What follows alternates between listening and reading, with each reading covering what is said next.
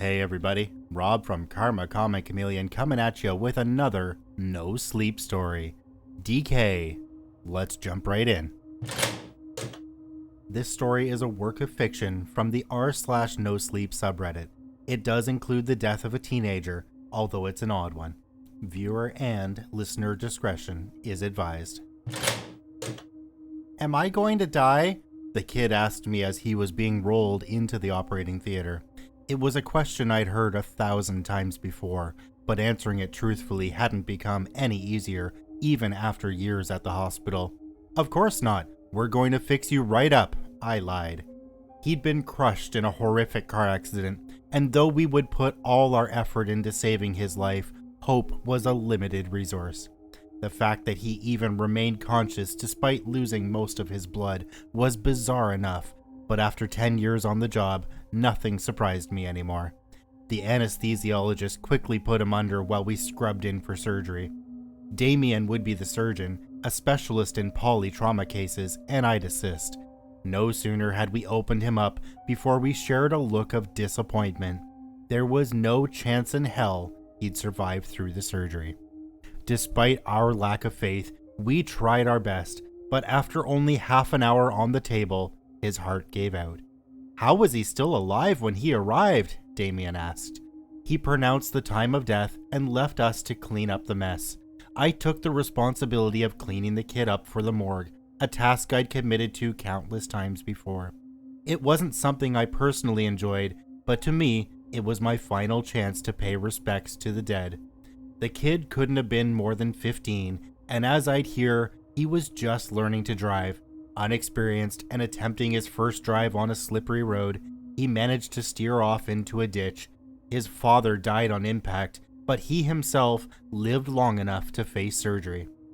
As I put the needle to his open abdomen, his body twitched for a moment. I retracted the needle in surprise, wondering what had caused a post-mortem spasm. Then the boy suddenly gasped for air as his eyes shot open.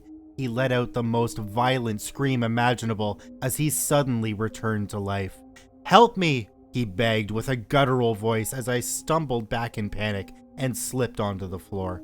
I called for help, and the rest of the team came running into the operating theater, each panicking as they witnessed the dead boy scream on the operating table.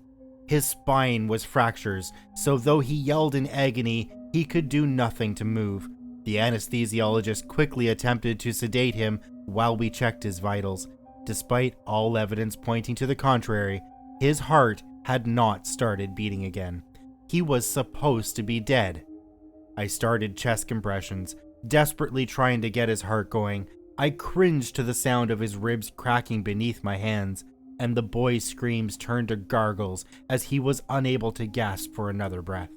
"He's not going under," the anesthesiologist yelled as he gave the kid a second dose of propofol.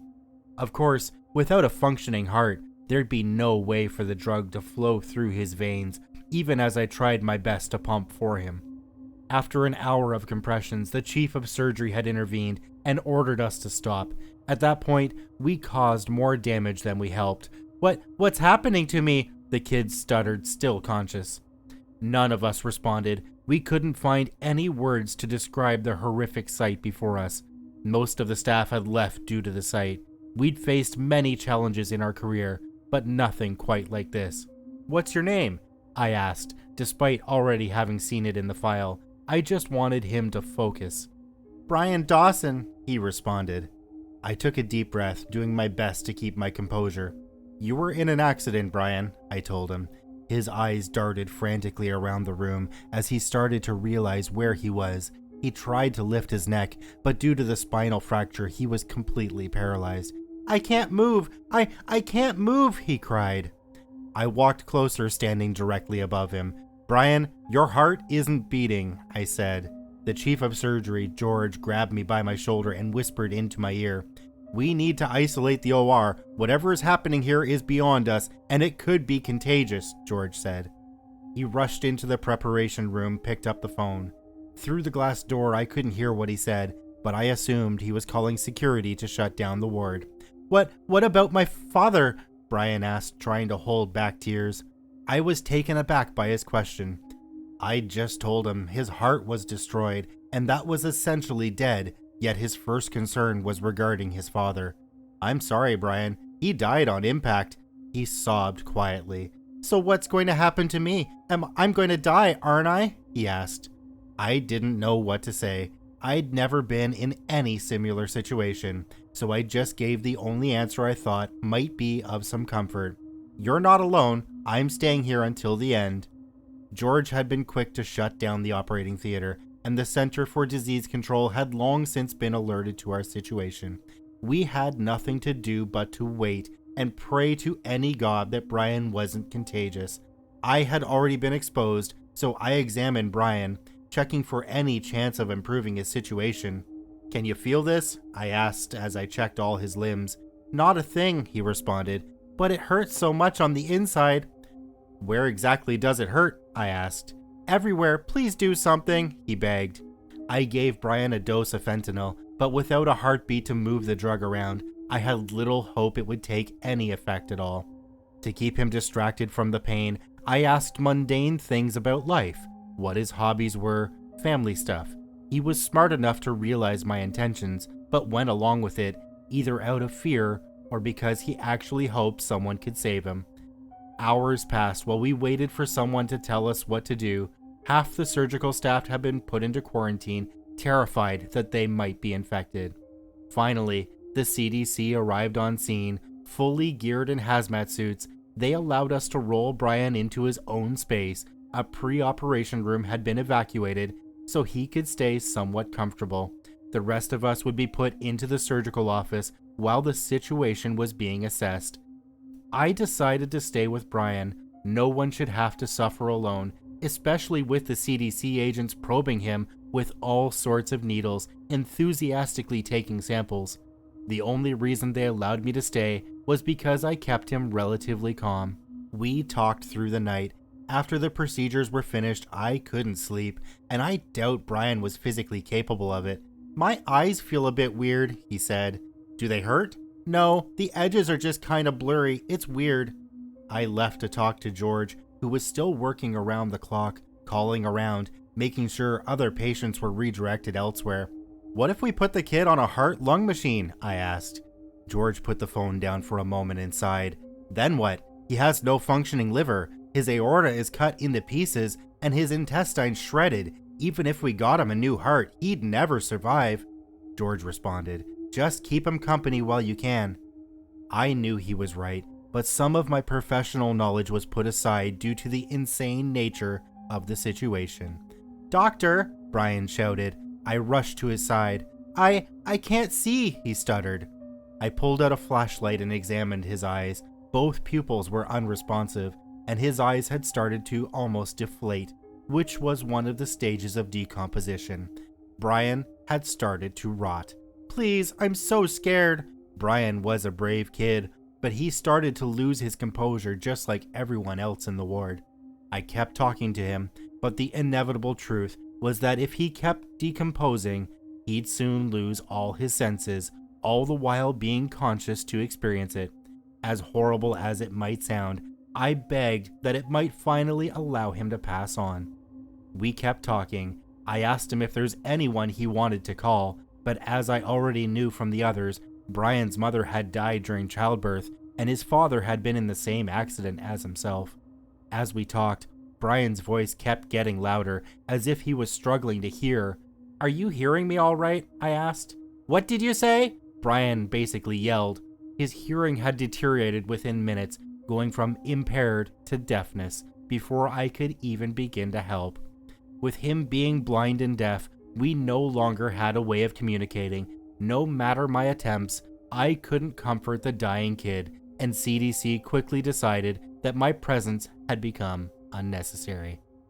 Brian kept screaming in terror and agony after I left. For each passing second, his own body started digesting itself, and nothing we could do would take the pain away. By the morning, his screams had silenced. I barged into the room, much to the dismay of the agents. Brian was hooked up to hundreds of cables, monitoring his heart, brain, muscles, and vital values. Of course, his heart showed no activity, and the decay had progressed to shut down all his muscles. He had quieted down not because the pain was gone, but because he wasn't able to scream anymore. The only part of his body still working was his brain. "What the hell happened?" I asked. "Get him out of here," one of the men demanded. The other man complied, but went outside with me to explain the situation. "You don't have to worry about it being contagious. We'll lift the quarantine in a moment," he said.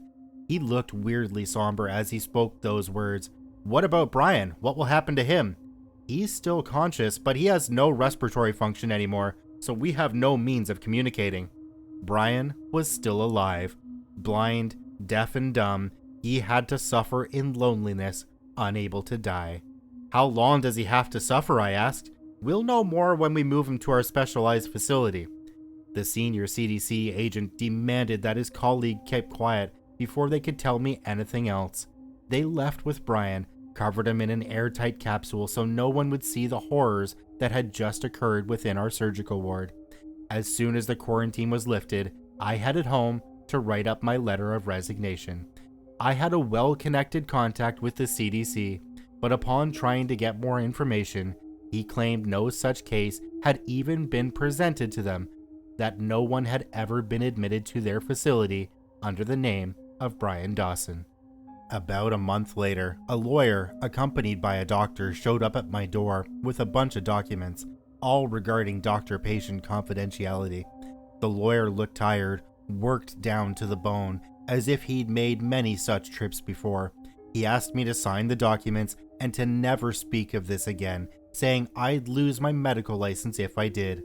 Not that it mattered to me. I'm done in that field for good. I was given an injection by the doctor. He told me that Brian's disease was not unfamiliar to them and that it was extremely contagious, but only upon death. He explained that half the population is infected with a disease that keeps the brain conscious for hours, even days following death.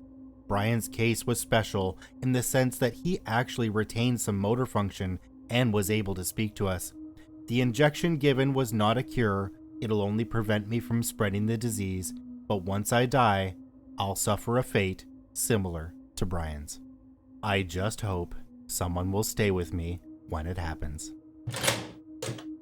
I'd love to say that this isn't something we could ever experience in real life, but none of us knows for sure what happens when we die.